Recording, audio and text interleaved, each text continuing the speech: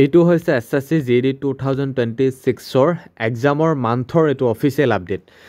একে শেষৰ ফালে যিটো লাইন দিছে মান্থ অফ এক্সাম জানুৱাৰী ফেব্ৰুৱাৰীত SSC GD 2026 যি ৰিক্ৰুটমেণ্ট হ'বলগীয়া আছে আমাৰ এক্সাম হ'ব জানুৱাৰী ফেব্ৰুৱাৰী মাহত হয়তো আৰু কিছুদিনৰ পাছতে আমাৰ SSC GD নিউ ভেকেঞ্চি কনষ্টেবলৰ প্ৰায় 50,000 প্লাছ ভেকেঞ্চিৰ অনলাইন এপ্লাই হ'ব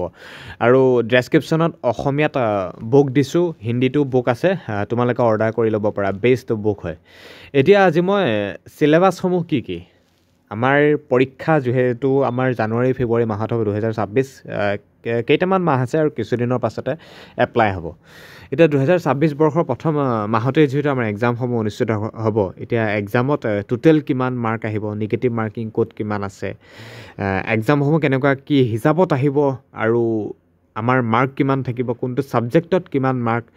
গোটেইখিনি ফুল ইনফৰমেশ্যন দিম আজি এই ভিডিঅ'টোৰ মাধ্যমেৰে কাৰণ SSC GD ৰিক্ৰুটমেণ্ট প্ৰচেছৰ কথা গম পোৱাই প্ৰথমতে হ'ব ৰিটেন তাৰপিছত ফিজিকেল তাৰপিছত মেডিকেল তাৰপিছত ফাইনেল আমাৰ মেৰিট লিষ্ট এতিয়া হৈছে আমাৰ এক্সামত টোটেল মাৰ্ক আহিব 160 মাৰ্ক 160 মাৰ্কৰ ভিতৰত আহিব যিটো আমি GK বুলিও ক'ব পাৰোঁ ৰিজনিং বুলি ক'ব পাৰোঁ মেথছ বুলি ক'ব পাৰোঁ বা হিন্দী ইংলিছ গ্ৰামাৰ বুলি ক'ব পাৰোঁ প্ৰথমতে কৈ লৈছোঁ ৰিজনিঙত আহিব টোটেল কুৱেশ্যন আহিব 20টা আৰু মাৰ্ক থাকিব 40 আৰু ৰিজনিঙত তাৰপিছতে থাকিব আমাৰ জেনেৰেল এইটো যি আমাৰ GK বুলি কওঁ সাধাৰণ যিটো আমাৰ GKত থাকিব আমাৰ টোটেল 20টা কুৱেশ্যন মাৰ্ক থাকিব 40 আৰু এলিমেণ্টাৰী মেথমেটিক্স এইটো মেথছ বুলি কোৱা হয় বা গণিত তাত 20টা কুৱেশ্যন মাৰ্ক থাকিব 40 আৰু হিন্দী ইংলিছ এইটো গ্ৰামাৰ হয় তাত কুৱেশ্যন থাকিব 20টা টোটেল মাৰ্ক থাকিব 40 টোটেল 80টা কুৱেশ্যন 160 মাৰ্কৰ পৰা ভিত্তি কৰি এক্সামটো হ'ব এতিয়া এই কথাখিনি গম পালা আৰু সেই পৰীক্ষাটোত পাছ কৰিবৰ বাবে মই ডেছক্ৰিপশ্যনত বুক দিছোঁ অসমীয়া হিন্দীত তোমালোকে এতিয়াই চেক কৰা স্ক্ৰীনত দেখি থকা অৰ্ডাৰ কৰা হোম ডেলিভাৰী ঘৰতে গৈ পাবাগে খুব কম মূল্যত দি আছোঁ 2026ৰ বাবে বেষ্ট বুক সেইটো ঘৰত তোমালোকে প্ৰিপেৰেশ্যন কৰাটোৰ পৰা নিৰ্ভৰ কৰিব গতিকে কেইবাখনো বুক দিছোঁ অৰ্ডাৰ কৰিলে এতিয়া এই কথাখিনি গম পাইছা 80টা কুৱেশ্যন আহিব আৰু 160 মাৰ্কৰ এক্সামটো হ'ব এতিয়া আমাৰ নিগেটিভ মাৰ্কিং আছে নে নাই বা আমাৰ কিমান সময় হ'ব আমাৰ এক্সামৰ টাইমটো টোটেল আমাৰ টাইম থাকিব 60 মিনিট বা 1 ঘণ্টাত আমি 80টা কুৱেশ্যন কৰিব লাগিব 160 মাৰ্কৰ টাইম থাকিব 1 ঘণ্টা তাৰে 5 মিনিটমান তোমালোকে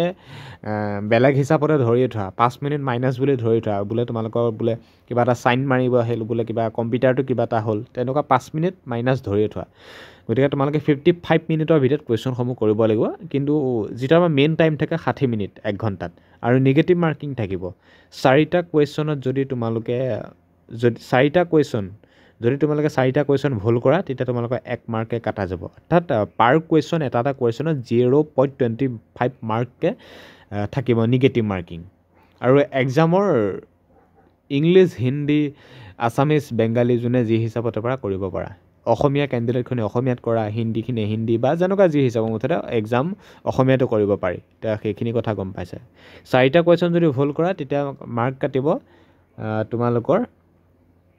1 নম্বৰ আৰু যদি তোমালোকে 2টা ভুল কৰা এইটো গম পাইছা 50.5 আৰু এটাত মানে 0.25 মাৰ্কে এইটো নিগেটিভ মাৰ্কিং আছে 4টাত পুৰা 1 নম্বৰ এতিয়া এই কথাখিনি গম পালা এতিয়া ইয়াৰ পিছতে আহিছোঁ 60 মিনিটত যিহেতু 1 ঘণ্টা টাইম দিছে 160 মাৰ্কৰ তাৰপৰা চিলেকশ্যন প্ৰচেছটোৰ কথা গম পায় কম্পিউটাৰ ফাৰ্ষ্টে হ'ব ৰিটেন তাৰপিছত ফিজিকেল তাৰপিছত মেডিকেল তাৰপিছত ফাইনেল ভেৰিফিকেশ্যন আৰু তাৰপৰা প্ৰত্যেকটো কুৱেশ্যনতে কিমান মাৰ্কে থাকিব গম পাইছাই ইয়াতে লিখা হৈ আছে 2 মাৰ্ককে থাকিব প্ৰত্যেকটো কুৱেশ্যনতে 2 মাৰ্ককে থাকিব গতিকে 160 মাৰ্কৰ ওপৰত ভিত্তি কৰি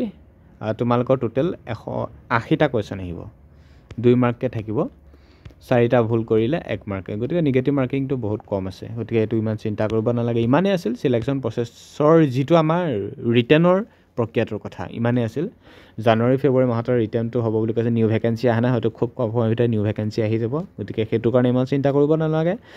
খালি বুজাই দিলোঁ চিলেকশ্যন প্ৰচেছ আৰু তোমালোকৰ মাৰ্কিং যিটো কোনটো কুৱেশ্যনত কিমান মাৰ্ক থাকে গ'লে এটা কুৱেশ্যনত 2 মাৰ্ককে থাকিব